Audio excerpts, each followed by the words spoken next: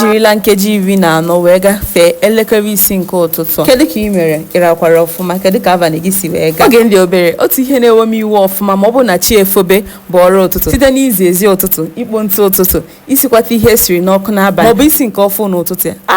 Ihe na-eto ekpogbuo. Kedu ka m si wee chefuzie ịga bute nri a ga-enye? Ị na-arute n'ụlọ, ekpupụta ụmụ ewu ahụ, ibupụ nke ha tara ụnya, zachasị ebe ahụ, bakwa ha ọzọ, wee werezie nri nke i butere ha ụbọchị ahụ wee nye ha. Ọ bụrụ na na-akpa nke na-agagharị agagharị, mana ihe ị ga-eme bụ ikpuru ewu n'ụtụtụ ahụ, ị ga-amanya ya ebe ọ ga-ata afịfịa, ị nata, ị bịa zachasịa ụlọ ọkụkọ. Ọ bụrụ na na-akpa nke nọ n'ime, zachasịa. Ọ bụrụ na anaghị akpa nke nọ n'ime, bịa were ihe, ọ bụrụ na enwe nri erifọ n'abalị, were ya wụkasịara ụmụ ọkụkọ erie ya. Ọrụ ụtụtụ anaghị agwụ agwụ.